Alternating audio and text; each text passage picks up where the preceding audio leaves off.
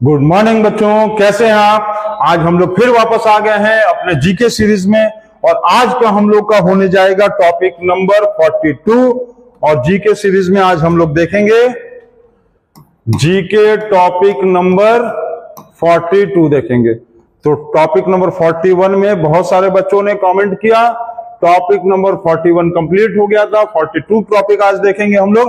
और brilliant coaching class 9 to 12 के लिए न्यू बैचेस स्टार्ट हैं।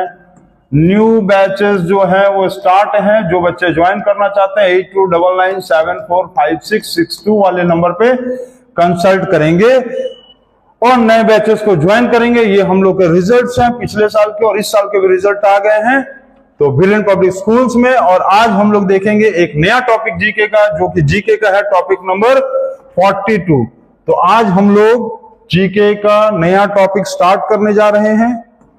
जीके का टॉपिक नंबर आज हम लोगों का होगा जीके टॉपिक नंबर 42 और 42 में देखेंगे नया टॉपिक। ठीक है, स्टार्ट किया जाए। तो सभी बच्चे कॉपी निकाल लेंगे और उसमें नोट करेंगे और कमेंट बॉक्स वाले आंसर जरूर से आप कमेंट बॉक्स में भर भर के आंसर देंगे। तो चलिए स्टार्ट करते हैं। और आ गया आज जीके का 42 टॉपिक का। कौन सा टॉपिक चल रहा है? टॉपिक नंबर चल रहा है 42। टॉपिक नंबर 42 चल रहा है और फर्स्ट क्वेश्चन आ गया। Which country is known as the country of copper? Country of copper किसको कहा जाता है? आपको पता है, Zambia. Country of copper is called as Zambia. अच्छा, ये आप बता सकते हो हमको कि कंट्री ऑफ गोल्ड किसको कहा जाता है? Country of gold, which country is called as the country of gold? ये कमेंट बॉक्स में आपको बताना है। और country of white elephants, country of white elephants, किस कंट्री को व्हाइट एलिफेंट्स का कंट्री कहा जाता है? मतलब सबसे ज्यादा व्हाइट एलिफेंट्स पाया जाता है। और किस कंट्री को कंट्री ऑफ गोल्ड कहा जाता है? और which country is called as the country of copper? तो country of copper is called as Zambia. Country of copper is called as Zambia. अच्छा, ये आप हमको कमेंट बॉक्स में ये भी बताओ कि ये किस कॉन्टिनेंट में होता है? In which continent? In which continent it is? किस कॉन्टिनेंट में जाम्बिया है? तो बहुत सारे कमेंट वाले क्वेश्चन आ गए पहले ही क्वेश्चन टॉपिक नंबर 42 में। और देखेंगे इसके बाद next question, question number 2।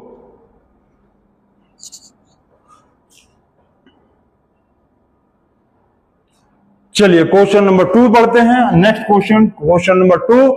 Who is called as the brand ambassador of skill India mission? Skill India mission के ब्रांड एम्बेसडर कौन है? Sachin Tendulkar. Sachin Tendulkar. Sachin Tendulkar is the brand ambassador of skill India mission. अच्छा, ये आप हमको बताओ कमेंट बॉक्स में। कमेंट बॉक्स में बताओ आप हमको कि name the instrument which is used to measure the depth of ocean. Name the instrument used to measure the depth of ocean. Ocean की गहराई को नापने के लिए कौन सा इंस्ट्रूमेंट को यूज किया जाता है, ये आपको बताना है। और brand ambassador of skill India mission is कौन है? सचिन तेंदुलकर। चलिए नोट करिए और क्वेश्चन नंबर नेक्स्ट देखिए।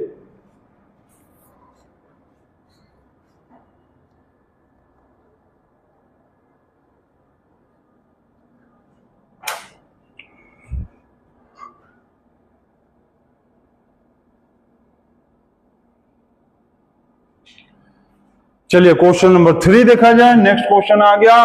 What is the name of the parliament of Indonesia? Indonesia के पार्लियामेंट को क्या कहा जाता है? People's consultancy assembly. क्या कहा जाता है?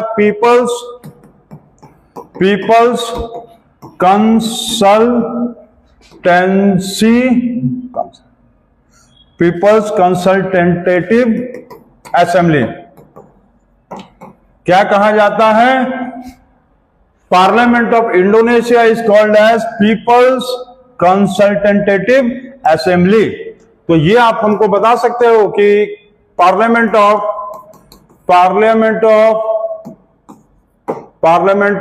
China called as parliament of Japan and China. Parliament of Japan और पार्लियामेंट ऑफ चाइना, चाइना और पार्लियामेंट ऑफ जापान और चाइना को किस नाम से जाना जाता है, ये आप कमेंट बॉक्स में बताओ। और ये आपको पता हो गया कि parliament of Indonesia is called as the people's consultative assembly. अच्छा, ये पता है क्या आपको कि कैपिटल ऑफ इंडोनेशिया क्या होता है? कैपिटल ऑफ इंडोनेशिया, इंडोनेशिया का कैपिटल क्या है, क्या बताओगे आप कमेंट बॉक्स में? तो सभी बच्चे आंसर दे रहे हैं कि जरूर बताएंगे और जरूर से बताइए। Capital of Indonesia is called as, तो नोट करिए। और नेक्स्ट क्वेश्चन चलिए देखा जाए। नेक्स्ट क्वेश्चन नंबर 4 है। तो 4 नंबर क्वेश्चन आ गया, which city is known as the city of gold? City of gold किसको कहा जाता है? Johannesburg, South Africa. क्या है? जोहानिसबर्ग। जोहानिसबर्ग कहां है? साउथ अफ्रीका में। Johannesburg is in South Africa. Johannesburg कहां है? South Africa. और साउथ अफ्रीका को ही कंट्री ऑफ गोल्ड भी कहा जाता है। Country of gold, country of gold. आप लोगों ने अभी देखा होगा एक क्वेश्चन में, हम कमेंट में पूछे भी थे, कमेंट में पूछे थे क्वेश्चन में। हाँ देखो, कंट्री ऑफ गोल्ड पूछे थे ना, उसका आंसर आपको यहां मिल गया। क्या है? तो which city is known as the city of gold? Johannesburg. Johannesburg कहां है? South Africa. साउथ अफ्रीका को कंट्री ऑफ गोल्ड भी कहा जाता है। चलिए कमेंट बॉक्स में आप बताइए, कंट्री ऑफ मिल्क, किस कंट्री को कंट्री ऑफ मिल्क कहा जाता है? और फुल फॉर्म बताइए आप, फुल फॉर्म। सभी बच्चे कमेंट बॉक्स का आंसर भर भर के कमेंट बॉक्स में लिखेंगे। Full form of Amul. Amul का फुल फॉर्म क्या होता है ये आपको बताना है। यहां पर एम मिल्क के लिए है और AUL किसके लिए है, ये सभी बच्चे जल्दी से बताएंगे। और बार बार हम कह रहे हैं कि कमेंट बॉक्स वाले आंसर को आप लोग भर भर के कमेंट बॉक्स में बताइए। चलिए नोट करिए क्वेश्चन नंबर 4।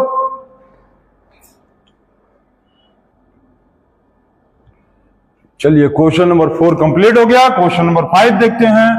क्या है question 5? Which country is the largest producer of manganese in the world? Largest producer of manganese in the world is Malaysia. Malaysia कहा जाता है, ठीक है। और आप ये हमको बताओ कि largest producer of rubber in the world. Largest producer of rubber in world में सबसे ज्यादा लार्जेस्ट प्रोड्यूसिंग रबर वाला कंट्री का क्या नाम है आपको बताना है। In the world article use करेंगे तो क्या आएगा? इन द वर्ल्ड, ठीक है। तो largest producer of rubber, largest producer of rubber in the world कौन सा कंट्री है ये आपको बताना है। और largest producer of manganese in the world is Malaysia, ठीक है। मलेशिया का कैपिटल पता है सभी लोगों को? कोलालमपुर होता है। KU बोलते हैं, कोलालमपुर, ठीक है। कोलालमपुर मलेशिया का कैपिटल है, तो इसको नोट करेंगे। अच्छा, ये भी आपको हम बता दें कि मैंगनीज का सिंबल क्या होता है? Mn। मैंगनीज का सिंबल Mn होता है। और Mg जो होता है ये होता है मैग्नीशियम का सिंबल। Mg और मैंगनीज का सिंबल होता है Mn, ठीक है। चलिए हो गया। क्वेश्चन नंबर 6 पे देखा जाए। Where is the institute of the forest genetics and the tree breeding located? Where is the Institute of the Forest Genetics and Tree Breeding located? ये आपको बताना है इन इंडिया। ये इंडिया में बताना है आपको। कहां? इंडिया में किस जगह पे है? तो इंडिया में ये है कोयम्बटूर में। कहां है?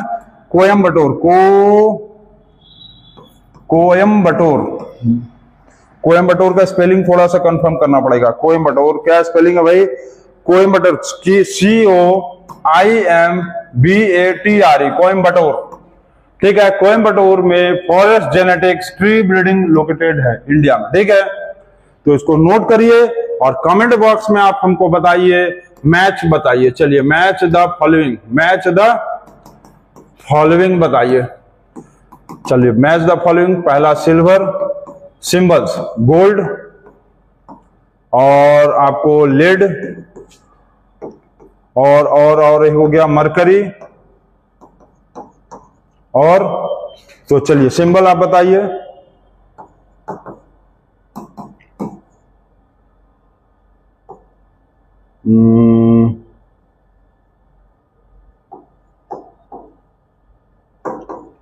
चलिए इसमें आप बताइए, इसका ये एलिमेंट्स हैं, ये एलिमेंट्स हैं और ये सिंबल है। इसको आपको मैच द फॉलोइंग करना है। चलिए मैच द फॉलोइंग करके बताइए सभी बच्चे इसको। बहुत इजी वाला कमेंट बॉक्स वाला क्वेश्चन है, तो सभी बच्चे इसको जल्द से जल्द बताएंगे, ठीक है। उसको बताइए और उसके बाद आगे हम लोग नेक्स्ट क्वेश्चन को देखते हैं। Who is the first viceroy of India? Who was the first viceroy of India? तो फर्स्ट वाइसरॉय ऑफ इंडिया है लॉर्ड कैनिंग। लॉर्ड कैनिंग है, ठीक है, लॉर्ड कैनिंग। तो ये आप बता सकते हो कमेंट बॉक्स में कि who was the last viceroy, last viceroy of India? India के लास्ट वाइसरॉय कौन थे? जब इंडिया आजाद हो रहा था उस समय लास्ट वाइसरॉय कौन थे? और इंडिया के इंडिपेंडेंट होने के बाद जो है फर्स्ट इंडियन वाइसरॉय कौन थे? ठीक है, चलो who was the last viceroy of India, ये बहुत ही इंपॉर्टेंट क्वेश्चन है। और फर्स्ट वाइसरॉय ऑफ इंडिया है लॉर्ड कैनिंग। तो इसको नोट करिए और इसके आगे देखिए। चलिए नेक्स्ट क्वेश्चन क्या आया?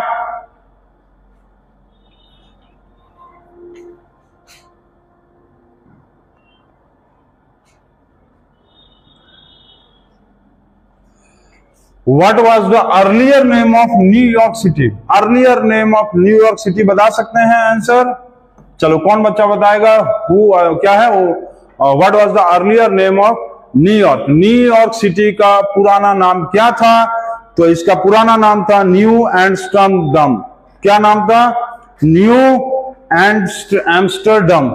New Amsterdam, AMSTERDM, new Amsterdam. New York city का, न्यूयॉर्क शहर का पुराना नाम क्या था? New Amsterdam, AMSTERDM, new Amsterdam, ठीक है। तो आप हमको ये बताओ कमेंट बॉक्स में कि what was the old name of city Patna, और पटना का पुराना नाम क्या था? चलो बताओ, पटना का पुराना नाम क्या था ये आपको बताना है।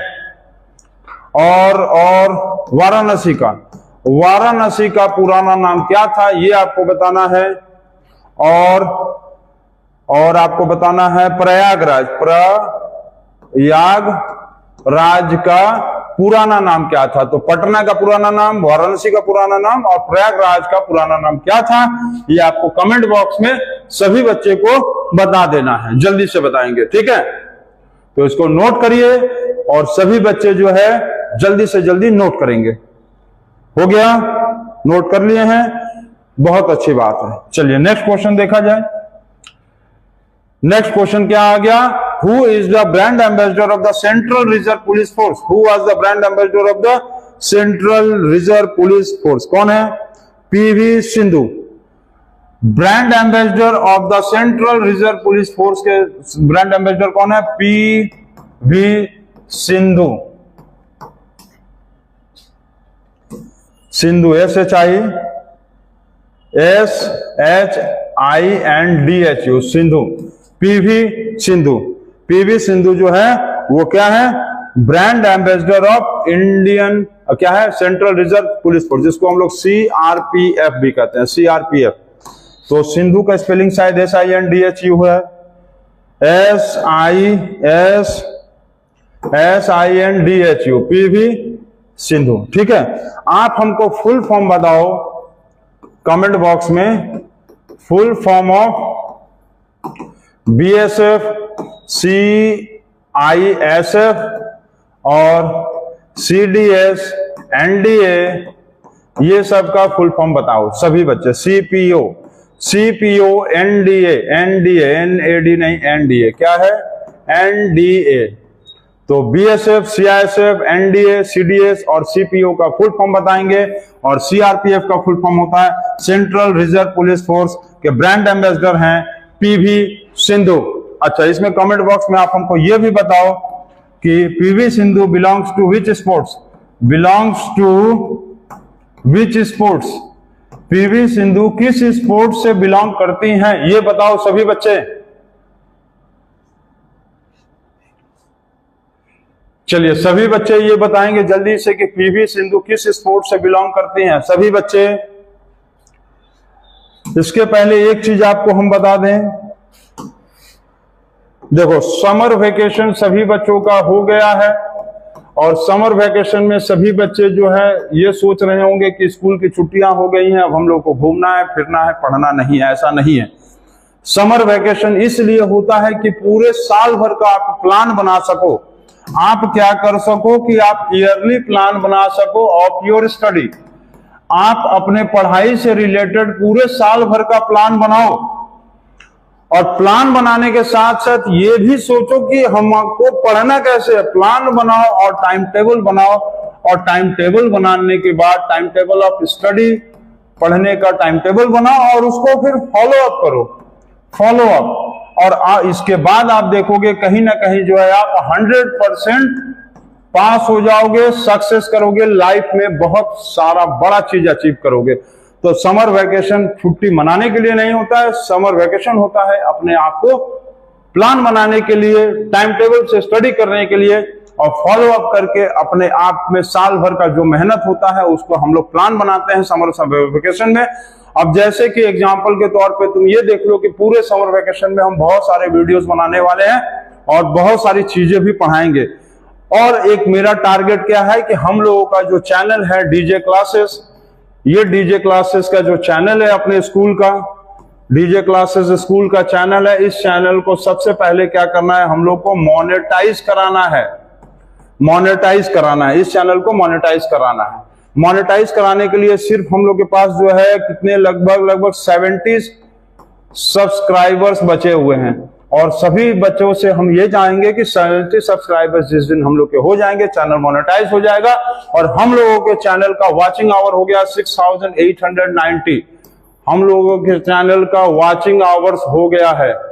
वॉचिंग आवर्स हम आज के डेट पे बता रहे हैं, आज है 30 मई 2025 को ये डेट हम बता रहे हैं और अभी हो रहा है 1:15, टाइम हो रहा है 1:15 PM और आप लोग सब्सक्राइबर बढ़ाओगे और चैनल मोनेटाइज होगा और उसके बाद जो है हम लोग बहुत सारे नए फीचर्स के साथ इसको अपने YouTube चैनल्स को और एक्सप्लोर करेंगे। और यही हमारा टारगेट है कि समर वेकेशन में हम भी अपना एक प्लान बनाए हैं कि इस प्लान के तहत हमको जो है बहुत सारे वीडियोस के रिकॉर्डिंग करने हैं, अपलोड करना है और बच्चों के साथ मिलकर पढ़ना पढ़ाना है और एक नया लाइफ अचीवमेंट हासिल करना है बच्चों के साथ साथ। तो ये होता है समर वेकेशन, कैसे आप यूज करना है ये देख लो।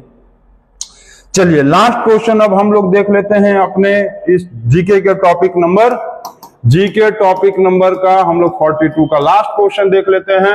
Who is the present central minister of the human resource development. तो central minister of human resource development, तो नेक्स्ट क्वेश्चन आ गया question number 10। Who is the present central minister of human resource development, जिसको हम लोग HRD भी कहते हैं। HRD का मतलब ह्यूमन रिसोर्स डेवलपमेंट, ठीक है। तो इसका आंसर होगा प्रकाश जावड़ेकर, प्रकाश जावड़ेकर। तो Prakash Javadekar is the central human resource development minister, ठीक है। तो प्रकाश जावड़ेकर जो है वो बीजेपी पार्टी के हैं और ये जो है ह्यूमन रिसोर्स डेवलपमेंट मिनिस्टर है, central human resource development minister of India. तो आप हमको कमेंट बॉक्स में बताओ कि नाबार्ड, नाबार्ड का फुल फॉर्म जो होता है national bank for agricultural and rural development, national bank for agriculture, national bank for agriculture and rural development, इसका एस्टेब्लिशमेंट किसने किया था? Who established this bank, who established this bank, आपको इसका आंसर बताना है, ठीक है। आपको ये बताना है कि हु एस्टैब्लिश्ड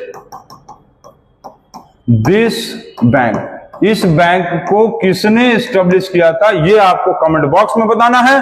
और ये हो गया हम लोगों का जीके का topic number, GK topic number हो गया 42 कंप्लीटेड।